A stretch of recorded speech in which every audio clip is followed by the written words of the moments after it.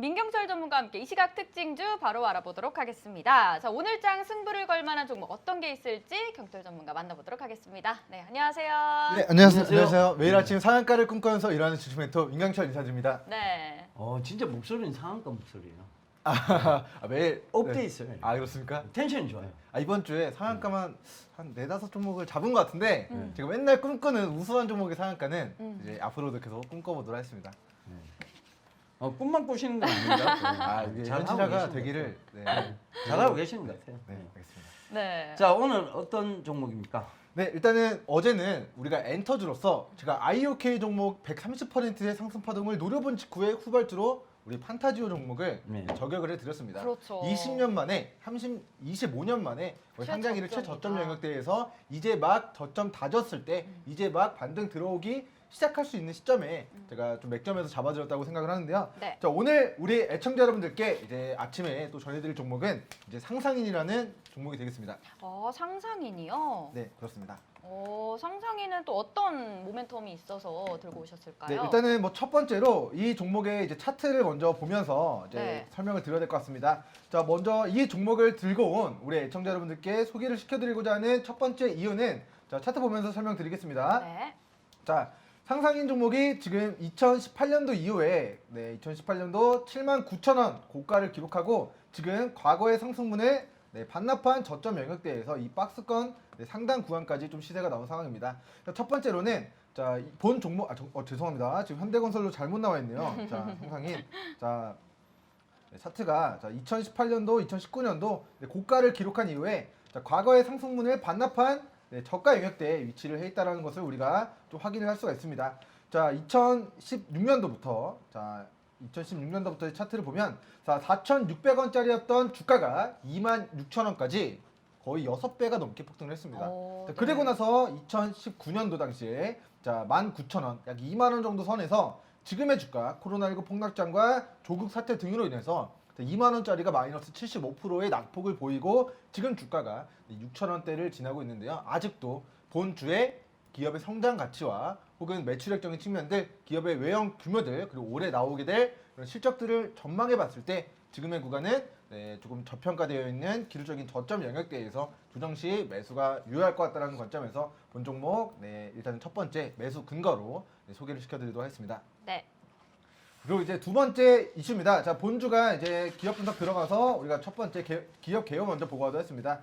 자, 지금 서울시 금천구 이제 디지털로에 가산 디지털로에 위치를 했고 지금 최대 주주는 류준원 회장님이십니다. 그리고 뭐 다른 이제 뭐 투자사에서도 지분을 가지고 있고 한데 자, 최대 주주 지분이 33%, 12%, 1%를 더하면 거의 뭐 50% 가까운 지분이 좀 잠겨 있습니다. 자, 상상인의 시가총액이 지금 3,700억 정도로 자, 총 시가총액은 3,700억이지만 절반 정도의 물량은 잠겨 있기 때문에 나머지 유통 주식수는 1,800억 정도로 굉장히 조금 낮은 유통 주식수를 보이고 있기 때문에 자, 시가총액적인 측면에서 가볍기 때문에 지금의 구간에서 어떤 특정 이슈로 부각이 된다면 큰 상승 파동을 만들어낼 여지가 있겠다라는 의견 남겨드리고요. 자, 그렇게 부각이 될 수 있는 이유는 제가 기업 분석 들어가서 재무제표를 우리 애청자 여러분들께 한번 보여드리도록 하겠습니다. 자, 본주의 기업의 시가총액이 3,700억이라고 말씀을 드렸어요. 그런데 자, 매출액을 한번 보고 가도록 하겠습니다. 자, 영업이익이 2017년도에 영업이익이 1,200억이 났습니다. 네. 자, 시가총액 3,700억짜리 기업이 2017년도에 영업이익이 시총의 3분의 1이 영업이익으로 잡혔어요. 자, 그리고 나서 2018년도를 보겠습니다. 자, 2018년도 또 영업이익이 1,700억으로 늘어납니다. 시가총액이 4,000억이 안 되는데 시가총액의 거의 절반만큼의 영업이익이 지금 당장 올해 발생했다가 아니라 2018년도에 발생을 했다. 자, 그리고 2019년도 당시에도 영업이익이 1,800억을 기록합니다. 자, 시가총액이 4,000억이 안 되는데 당시에는 근데 시가총액이 조 단위가 넘었죠. 네. 왜냐하면 주가가 2만 원이었으니까 지금의 시가총액의 3배가 넘었으면 시가총액이 조 단위였던 기업인데요. 지금은 시가총액이 쪼그라들어서 4,000억이 안 되는데 자, 과거의 실적들을 우리가 살펴보면 자, 매출액 4,000억, 4,800억, 5,400억, 4,500억의 매출을 내는데 그 중에서 영업이익률이 굉장히 높은 기업입니다. 자, 당장 2019년도 당시에 영업이익이 1,800억 정도를 기록했어요. 자, 그리고 2020년도에 영업이익 900억 정도를 기록했는데요. 자, 이제 2021년도에는 상상인에서 어떤 사업을 영위하고 있냐면요. 자, 본주가 저축은행 그리고 금융투자업의 매출이 전체 매출의 75%를 차지합니다.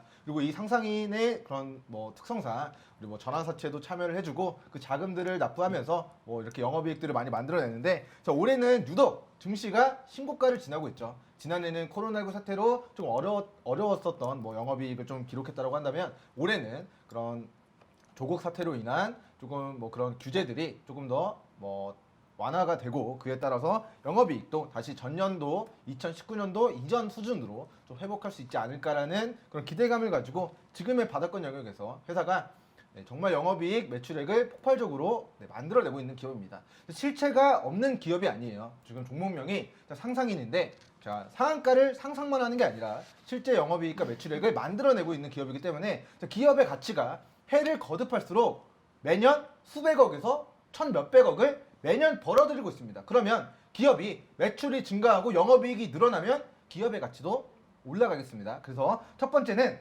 본 기업의 매출이 현재 주가 대비 너무나도 잘 나온다. 현재 시가총액 대비 지금의 매출은 더 시가총액이 높아져도 될 만큼의 실적을 가지고 있고, 그리고 마지막으로 자, 기업의 청산가치적인 측면들을 고려했을 때, 자, 보이지 않는 영역, 이 기업이 돈을 그동안 잘 벌었기 때문에 2017년도부터 자, 차트 보고 가도록 하겠습니다. 자, 2017년도부터 회사가 돈을 벌었습니다. 1000억, 1600억, 1800억 계속해서 돈을 벌었어요. 그러면 기업의 가치가 올라가겠죠. 실제로 매출액이 늘어나면서 4,000원, 5,000원, 6,000원이었던 주가가 4배, 6배가 갔습니다. 왜? 실적이 상승을 했으니까. 실적이 폭발적으로 상승함에 따라서 주가는 올라갔는데 조국 사태가 터져버렸어요. 그래서 조국 사태로 인해서, 코로나19 사태로 인해서 거의 뭐 3년 만에 뭐 2017, 18, 19, 20년 만에 거의 4년 만에 최저점을 찍었는데, 아직도 과거의 낙폭을 회복하지 못한 바닥권에서 박스권 구간을 유지하고 있기 때문에 지금 증시가 신고가입니다. 뭐 이미 고가에 위치한 종목들을 공략하는 것보다 실적 잘 나오고 있고 올해도 잘 나올 것으로 전망되는 상상인 종목이 과거의 영광을 다시 회복하는가에 초점을 맞추면서 좀 본 종목을 바라보시면 좋을 것 같고요. 자, 우리 애청자 여러분들께 이 종목을 들고 오기 전에 뭐 이런 이슈들만 가지고 뭐 제가 들고 왔을 수도 있지만, 네. 충분히 그럼에도 불구하고 실적 잘 나오는데 시가총액 4천억도 안 된다. 그렇기 네. 때문에 저평가 종목으로 실적이 폭발적으로 늘어남에 따른 그 실적 수혜주로서 공략을 해봐도 좋을 것 같다라는 의견을 전해드리고 싶은데, 그것만 있는 것이 아닙니다. 자, 보이지 않지만 이 종목의 기업에 가지고 있는 자산들을, 자본을 우리가 청산가치를 계산했을 때, 제가 보수적으로 접근했을 때는 8,000원, 그리고 조금 적당한 수준은 10,000원 정도라고 저는 생각을 하는데요. 자, 기업 분석 들어가서 이 기업이 가지고 있는 자본을 우리가 살펴보고 가도록 하겠습니다. 자, 상상인의 2020년도 결산 기준 자산은 3조 6천억의 자산을 가지고 있습니다. 자, 그 중에 부채가 2조 9천억이에요. 그래서 나머지 자산에서 부채를 뺀 이 6,900억에 대해서 이 상상인이 자본을 6,900억을 가지고 있습니다. 그리고 상상인의 매출 75%가 뭐라고 말씀드렸죠? 뭐 금융업, 그리고 저축은행 금융투자업을 진행하고 있기 때문에 이 3조 6천억이라는 자금이 결과적으로는 없어지는 돈이 아니라 뭐 재고 이런 게 아닙니다. 네. 내가 빌려줬기 때문에 상환이 되는 돈이고, 상상인이 가지고 있는 돈이고, 즉 상상인의 현금성 자산으로 향후에 상상인의 그런 뭐 부동산도 이제 땅으로 있지만 나중에 처분하면 그게 회사가 또 현금화가 되지 않습니까? 내가 상상인에서 저축은행 업을 하고 누군가에게 돈을 빌려줬지만 상환받았을 때 원금에 이자까지 더해지면서 우리가 자산도 늘어나고 영업이익도 늘어나고 매출액도 늘어나는 형태로 회사가 운영되는 것이기 때문에, 자, 시가총액 지금 3,700억입니다. 전일자 기준. 그런데 가지고 있는 자본은 시가총액보다 많아요. 이렇다는 것은 회사의 가치보다 회사가 가지고 있는 자산들을 전부 다 청산했을 때, 혹은 상상인 같은 경우는 빌려줬던 돈을 전부 다 회수받았을 때의 가치가 6,900억이라는 것을 의미하기 때문에, 시가총액적인 측면들을 우리가 청산가치적인 측면들 차트상으로 보이지 않습니다. 하지만 보이지 않는 부분들을 우리가 고려했을 때 주가가 8,000원에서 10,000원 정도 선까지는 청산가치적인 측면들을 고려했을 때 지금의 구간은 청산가치보다 주가가 낮은, 즉 저평가 구간에 위치를 해 있다는 관점에서, 자, 과거의 상승분을 반납한 저점과 제가 이런 부분들 계속해서 강조해드리지 않습니까? 이 꼭대기에서 공략하는 게 아니라 실적 잘 나오고 있는데 청산가치보다 빠진 구간에서 이 종목을 과거의 상승분을 반납한 저점과 우리 코로나19 폭락장에서의 저점과 자, 이렇게 저점과 저점 제가 선을 한번 그어봤습니다. 자, 애청자 여러분들 첫 번째 저점 여기서는 공략하기 어려워요. 왜? 너무나 그쵸. 공포스럽거든요. 네. 계속 떨어지고 투심이 너무나도 그 공포에 못 이겨서 네. 과대납폭을 보였던 구간입니다. 하지만 그 공포를 이겨내고 저점에 매수하셨던 분들은 4,700원에서 8,700원까지 50%, 60%, 70%의 수익을 낼 수 있었습니다. 그리고 과거의 상승분을 반납한 저점과 우리 이중바닥 네, 다시 확대해서 보고하도록 했습니다. 자, 이중바닥, 그리고 삼중바닥, 그리고 지금 사중바닥 구간을 지나고 이 추세, 일봉상의 저점을 계속해서 추세 이탈하지 않고 저점을 높이면서 박스권 구간을 계속해서 가져가고 있거든요. 이 기간 조정이 충분히 거쳐진 이후에는 상상인의 저평가되어 있는 부분들, 청산가치보다 지금 주가가 저평가되어 있는 부분들, 그리고 2021년도 지난해 코로나19 사태로 인해서 안 좋았던 그리고 조국 사태가 터지면서 조금 그런 대규모 투자 단행의 그런 부분들에 대해서 조금 제약이 있었기 때문에 매출액이 부진했다라는 생각이 드는데 지금 조국 사태 과거에는 언론에 계속해서 매일에도 수백 번 수천 번씩 나오다가 지금은 또 시간이 지나면서 점점 사람들의 기억 속에서 잊혀져 가고 있습니다. 네. 그래서 그 사태가 단기적인 악재가 시간이 지남에 따라서 악재의 강도가 줄어들었을 때 그리고 그런 악재가 사람들의 머릿속에서 사라져 버렸을 때는 다시 과거의 매출액, 과거의 영업이익으로 회귀가 되고 주가도 그에 걸맞는 상승이 나올 가능성이 높다라는 관점에서 자, 본주는 지금 일봉상의 최저점 영역대는 아닙니다. 하지만 2017년도 매출액이 폭발적으로 증가했을 당시 이후에 코로나19 사태 이후에 지금 과거의 상승분을 반납한 저점과 그리고 추세 하단 부근에 위치했기 때문에 자, 본주는 현재가 밑으로 조정 시 우리 애청자 여러분들 매수하셔도 분할 매수로 접근하셔도 좋을 것 같다. 그리고 손절선은 이 추세 하단 6,000원, 6,100원 구간만 이탈하지 않는다면 추세만 이탈하지 않는다면 이 우상향 추세가 장기적으로 저는 지속이 될 거라고 보고 크게 단기적으로는 뭐 4월 말 저는 뭐 여기 박스 상단 자 여기 박스 상단 자 뭐 7,200원 그리고 뭐 한 8,000원 정도까지만 뭐 한 5%, 10%, 15% 정도 뭐 수익 내도 저는 만족합니다. 하시는 분들은 단기적으로 4월 말 5월 초 중순까지만의 시세 누려보시면 좋을 것 같고 자 본주가 공시 한번 보고 가야 될 것 같네요. 자 배당에 대한 부분도 얼만큼 진행하는지 한번 보고 가도록 하겠습니다. 자 공시 자 배당이라고 검색을 해볼게요. 상상인 먼저 검색하겠습니다. 자 보통 이런 뭐 금융투자 업종들이 이제 배당을 통상적으로 이제 일정 수준은 이제 많이 해주는 경향들이 있는데 자 2%의 시가 배당을 진행하는 것 같습니다. 지금 200원의 그런 결산 배당을 진행하는 것 같은데 연말까지 이 주식을 가지고 있으면 내가 이 주식 들고 있는 것에 2%의 배당 수익을 받을 수 있기 때문에 연말 전에 배당에 따른 또 배당주로서의 그런 배당을 크게 나타내는 건 아니지만 그래도 1년치 은행이자가 2% 3%인데 뭐 연말까지 내가 이 종목을 가지고 있었을 때 배당 권리락일 전인 마지막 거래일 올해 마지막 거래일까지는 중장기적인 관점에서 배당까지 배당을 받기 위한 매수세가 몰렸을 때 주가가 상승할 여지도 좀 높다라는 관점에서 어찌됐건 기업은 성장하고 있습니다. 기업이 매출액 잘 나오고 있고 영업이익도 잘 나오고 있고 그리고 지금의 코스피 지수가 신고가를 지나고 있기 때문에 상상인 저축은행이 혹은 상상인이 투자를 했었던 뭐 전환사채나 여러 가지 자금들에 대한 자산의 평가가 아마도 올해는 역대급으로 또 좋아지지 않았을까. 그래서 뭐 1분기, 2분기 그리고 하반기 실적을 계속해서 모니터링 해야겠습니다만 뭐 결과적으로는 뭐 매출이 뭐 나오지 않는다. 뭐 정말 베스트는 매출이 지난 수준으로 회복해서 더욱더 폭발적인 매출을 가져가는 것이 뭐 가장 베스트 흐름이겠습니다만 그 매출에 대한 부분을 아직까지 나오지 않았으니 고려하지 않는다 하더라도 기업이 가지고 있는 자산 대비, 자본 대비 너무나도 저평가 구간이고 매수하기 좋은 기술적인 구간이라고 판단을 해서 애청자 여러분들께 자 이렇게 아무리 뭐 자산이 많다 하더라도 갑자기 뭐 화재가 났다, 뭐 폭발, 뭐 9.11 테러가 발생했다, 뭐 상상인 건물이 빌딩이 뭐 무너졌다 이런 악재가 또 터질 수도 있잖아요. 100%는 아니기 때문에 우리가 추세 하단인 6,000원과 6,100원 구간을 이탈하지 않을 시 조금 여유로운 관점에서 중장기적인 관점에서 은행이자보다는 높은 수익 거두고 싶으신 분들은 이런 구간에서 투자를 하는 겁니다. 자 상상인 종목 똑같은 종목인데요. 제가 오늘은 저가 매수 관점에서 오늘 매수하기 좋은 지점입니다 라고 이야기를 드렸는데 자, 과거에 26,000원까지 올라갔을 때 당시에 자, 과거로 타임머신 타고 돌아가서 우리가 이 종목의 차트를 조금 당시에 자 잠깐만 끊고 가시죠. 네네. 우리 윤경재 전문가는 이게 말을 굉장히 빠르게 네, 이어가서 파이팅 넘치게 예, 파이팅이 계속 너무 이어가시죠. 넘치다 보니까 제가 치고 들어갈 틈을 못 잡겠어요. 자, 이 상상이는 제가 누구보다 잘 아는 기업이라고 생각해요. 네. 청년들끼리. 사실은 이게 전 사명이 예전엔 텍셀레트컴이었어요. 아, 네. 2000년도 초반에 이제 텍셀레트컴이었는데 이 회사를 유준원 회장이 굉장히 싸게 인수했습니다. 싸게 인수하면서 이제 유준원 회장이 쭉 성장을 시킨 거죠. 유준원 회장하고 개인적으로 잘 알아요. 네. 잘 그래서 압니다, 저도 잘 아는. 지난해 또 네. 그 상상인 쪽으로도 이제 자금 유통도 하셨던. 네. 네. 그러니까 저도 그 상상인을 통해서 뭐 이용도 많이 하고 했는데 자 이렇게 생각을 해보자고요. 네. 이 회사가 이제 쫙 성장을 했어요. 그러면서 뭘 인수를 했느냐? 세종저축은행, 공평저축은행을 인수를 합니다.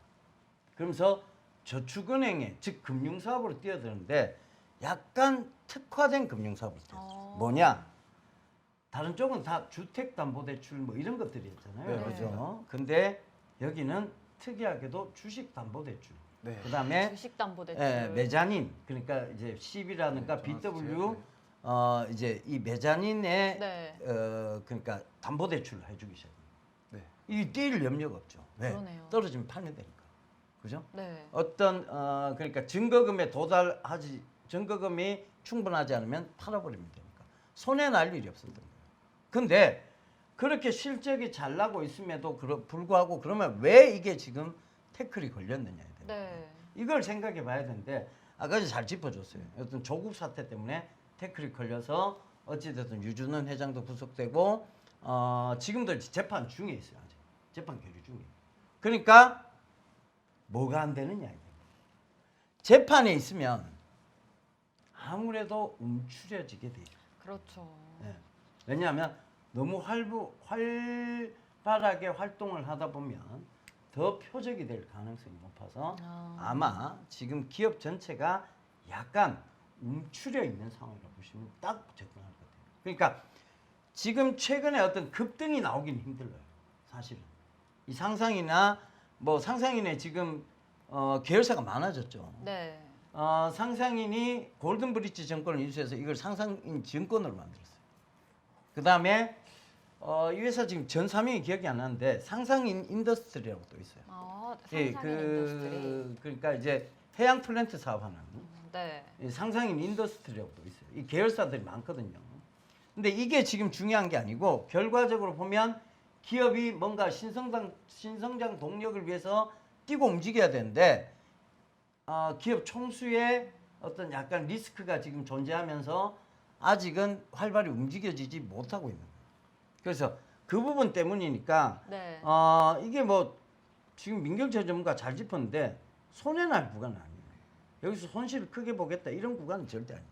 그러니까 사면 수익이 좀 늦어질 가능성은 있으나 결코 손실이 심할 종목은 아니다라는 거고. 한 마디만 덧붙여서 설명드려도 되겠습니까? 네. 네. 그 뭐 삼성전자도 네. 이제 우리 뭐 이건희 전 구회장님과 이재용 부회장님께서 이 지금 민경철 전문가가 자꾸 잘 예, 대기업과 자꾸 비교를 하는데 아, 그렇게 하시면 안 돼요. 근데 이제 네. 일단은 뭐 네. 비유 자체를 네. 그냥 제 의견이니까 이제 네. 피력을 하겠습니다. 네. 일단은 잘 이끌었기 때문에 그 대표가 물론 하시는 일이 많겠죠. 신사업에 대한 대규모 투자, 사업 확장을 위한 뭐 결단력, 뭐 리더십 이런 것들이 아니 그러니까 기업에서- 그런 것들은 삼성은 계열사가 어마무시하게 많잖아요. 네, 그죠? 근데 이거를 지금 대기업 그렇게 방대한 그러니까 직원들을 믿어라. 네. 우리 네. 상상인에 근무하시는 뭐 대표가 좀 움츠려 있다 하더라도 네. 뭐 혹은 조국 사태로 인해서 네. 뭐 재판이 진행 중이라 하더라도 이미 잘 읽어놓은 부분들을 네. 직원들은 그 구간에서 뭐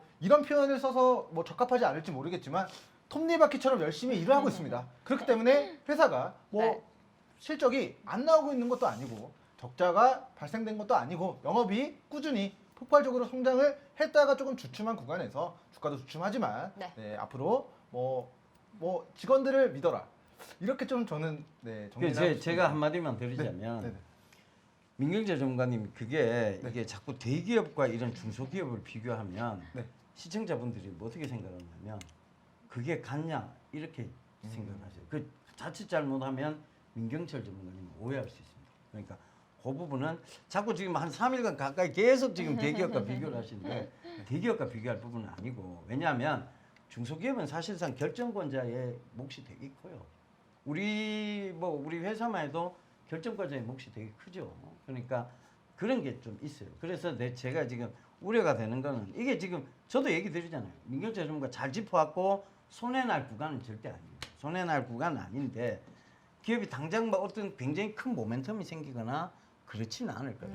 네. 왜냐하면 지금 어찌됐든 재판 계류 중에 있다는 건 만약에 진짜 이걸 기업을 공격적으로 하려 그러면 유전원 회장이 지금 경영일선에서 살짝 물러나 있고 전문 경영인이 딱 들어오면 이거는 지금 우리 그 민경철 전문가가 얘기한 대로 굉장히 좀 좋은 상황이 또 될 수도 있어요.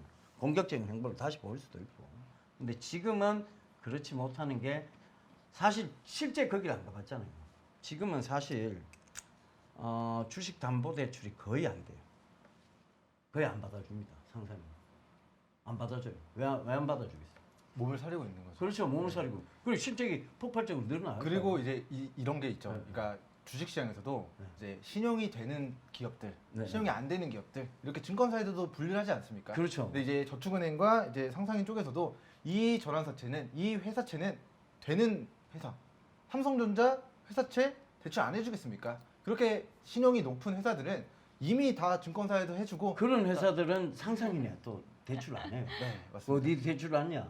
제일 그 증권사들 있잖아요. 제일 네. 금융 NH증권이라든가 유한타증권 이런 쪽에서 다 대출이 네, 됩니다. 그러니까 이제 그렇게 안 되는 기업들이 이제 상상인 쪽에서 이제 자금을 조달받는데 그래도 예전에는 그런 몸을 사리지 않고 조금은 리스크가 있었던 뭐 증거금 100% 기업들에게도 좀 많이 투자를 여러 군데 진행을 했다라고 한다면 네. 지금은 그거를 조금 더 걸러서 진행을 한다. 네. 그렇기 때문에 뭐 어찌됐건 보유하고 있는 자산적인 측면들, 네. 뭐 매출액적인 측면들이 과거로 폭발적으로 회귀를 하지 못한다 하더라도 가지고 있는 돈의 가치만 하더라도 지금의 주가의 시가총액은 굉장히 낮다라고 정리를 하도록 하겠습니다. 알겠습니다. 네, 이렇게. 일단은 상상이 뭐 그렇게 위험한 구간은 아니에요. 네. 위험한 구간은 아니고 회사는 지금 어찌됐든 공격적 행보는 지금 보이기가 힘들어요. 사실은 뭐 최근에도 알아본 바에 의하면 지금 주식 담보 대출을 굉장히 많이 줄였다는 얘기를 하고 있어요. 네. 그래서 이 부분은 실적에 조금 영향을 미칠 수 있는 부분이에요. 그러니까